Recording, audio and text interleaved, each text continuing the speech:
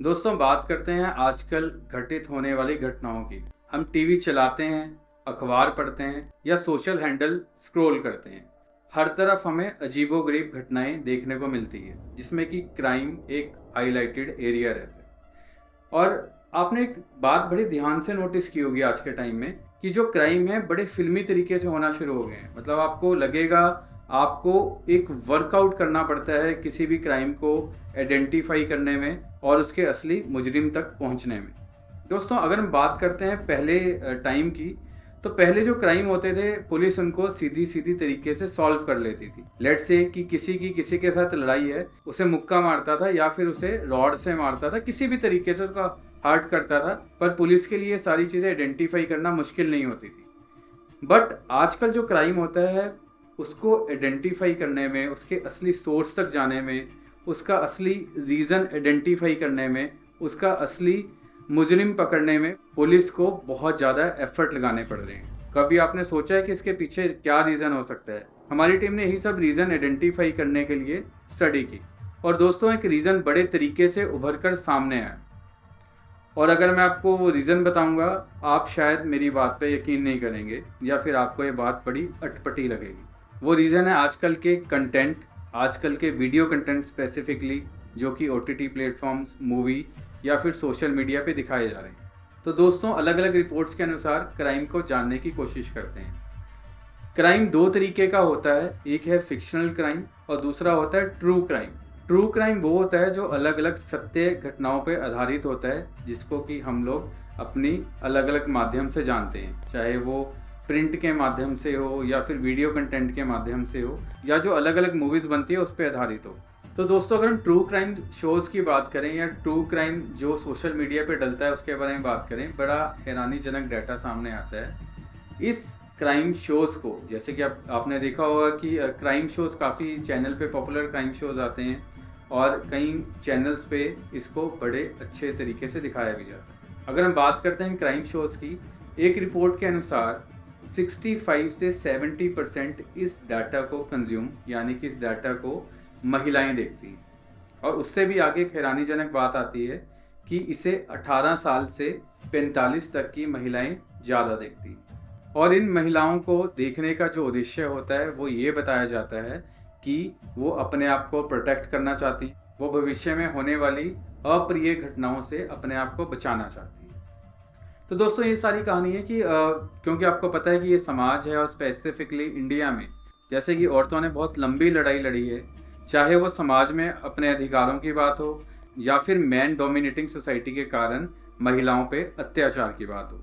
हम लोग आए दिन कहीं ना कहीं ये देखते रहते हैं कि महिलाओं पे काफ़ी अत्याचार हो रहे हैं, महिलाओं को अलग अलग तरीके से नुकसान पहुंचाया जा रहा है, उन पर उत्पीड़न किया जाता है।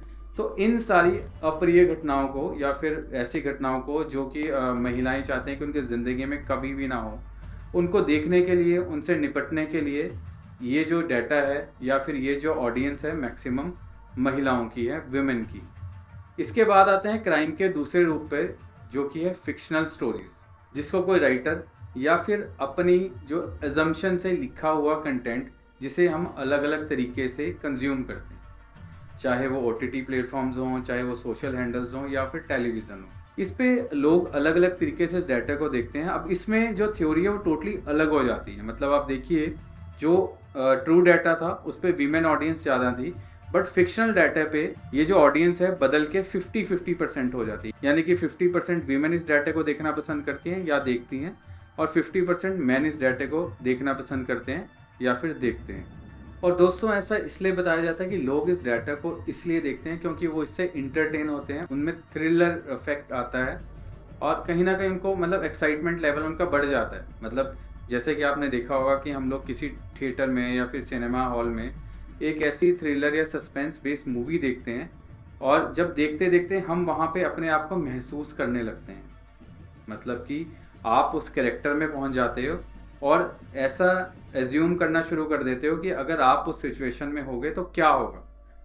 और रियल जो स्टोरीज़ हैं उसमें ऐसा अपने आप को देखना नहीं पसंद करते, बिकॉज उसमें ऑब्वियसली कहीं ना कहीं अनवांटेड जो घटनाएं होती हैं, अप्रिय घटनाएं होती हैं, जिसकी वजह से कोई भी अपने आप को सिचुएशन में देखना पसंद नहीं करेगा। बट फिक्शनल स्टोरी में सभी को ये बहुत अच्छे से क्लियर होता है ये जो स्टोरी उनको इंटरटेन करने के लिए बनाई गई है, सो डैट उसमें वो अपने आप को एज्यूम करते हैं और उसमें बचने के अलग अलग तरीके ढूंढते हैं। आपने देखा होगा कोई सस्पेंस बेस्ड मूवी चल रही होती है, उसमें पहले से अजम्पशन लगाने लग जाते हैं कि कातिल शायद इसका हीरो का भाई होगा या फिर ये हीरोइन होगी या हीरोइन की माँ होगी। तो इस तरह से डाटा अपने आप मूव करता है और लोगों पे कहीं ना कहीं ऐसा इफेक्ट डालता है। और दोस्तों अब आते हैं असली मुद्दे पे। ये जो फिक्शनल स्टोरीज होती हैं क्या कहीं ना कहीं प्रेरित करती है किसी भी इंडिविजुअल को क्राइम करने के लिए? ऐसी एक थ्योरी है जिसे हम बोलते हैं copy cat theory. Copy cat theory में क्या होता है कि आप उस फिक्शनल स्टोरी को बहुत ध्यान से देखते हो, उससे इंस्पायर होते हो और कहीं ना कहीं आपको क्राइम करने के लिए प्रेरणा मिलती है उस फिक्शनल स्टोरी को देखकर। फॉर एग्जाम्पल अगर आप कोई मूवी देखते हैं जिसमें कोई गुड लुकिंग अच्छी डील डॉल का बॉडी बिल्डर बंदा कोई क्राइम करता है तो लोग उससे इंस्पायर होते हैं। फॉर एग्जाम्पल जैसे कि आपका फेवरेट हीरो सलमान खान है। सलमान खान किसी मूवी में 10 लोगों को मारते हैं जो कि शायद क्राइम के अंडर आते हो, बट आप उनकी गुड लुक्स को देख के, आप उनकी बॉडी को देख के उनसे इंस्पायर होते हैं और कहीं ना कहीं आपको ऐसा लगता है कि आप भी अगर क्राइम करें तो आपको वो पब्लिसिटी मिल सकती है जो शायद उस मूवी में उस एक्टर को मिल रही हो। दोस्तों ऐसे 1920 से 1930 के बीच में एक थ्योरी आती है जिसे हेराल्ड लासवाल थ्योरी बोलते हैं, जिसमें बताया गया कि जो मीडिया है वो एक तरह से एक नीडल इंजेक्ट की तरह काम करता है, यानी कि एक नीडल जो कि आपके माइंड में इंजेक्ट हो जाती है और आपको लगने लग जाता है कि क्राइम करके आप हीरो बन जाएंगे, आपको पब्लिसिटी मिलेगी। मान लीजिए अगर आपने कोई क्राइम किया और आपकी बड़ी बड़ी फोटोग्राफ्स न्यूज़पेपर्स में आ रही हैं, आप चैनल में चल रहे हैं, आप इलेक्ट्रॉनिक चैनल्स पे प्ले हो रहे हैं रेगुलर, तो आपको लगता है कि एक हीरोइज्म एक्ट है और अगर आप करेंगे तो आपको भी एक वैसे ही मैचो इमेज मिलेगी और लोग आपको हीरो समझना शुरू कर देंगे। लेकिन दोस्तों ये थ्योरी आगे चलकर फेल हो गई बिकॉज ऐसा माना गया कि ऐसा नहीं होता कि लोग इतनी जल्दी क्राइम करने के लिए इन बातों से इन्फ्लुएंस हो जाते हैं। अब हम बात करते हैं ऐसी मूवीज़ के बारे में। अभी आपने एक मूवी का नाम सुना होगा KGF जो कि एक पॉपुलर मूवी थी जिसने बॉक्स ऑफिस पे बहुत बड़ा बिजनेस किया। KGF में रॉकी भाई का एक किरदार था जिसमें वो एक गुंडे की भूमिका निभा रहे होते हैं, बट वो एक हीरो होते हैं। वो उस मूवी में एक गुड लुकिंग हैंडसम कैरेक्टर होते हैं जिनको ऑब्वियसली कहीं ना कहीं लोगों को इंस्पायर किया, क्योंकि ये मूवी बहुत बड़ी हिट हुई थी तो ऑब्वियसली रॉकी भाई के किरदार को लोगों ने लाइक किया ही होगा। शिव प्रसाद दुबे नाम का व्यक्ति जो कि MP का रहने वाला था, उसने अपनी सिक्योरिटी गार्ड को बेरहमी से मार दिया। जब पुलिस ने उससे पूछा कि उसने ऐसा क्यों किया तो बड़ी हैरानीजनक स्टेटमेंट सामने आई।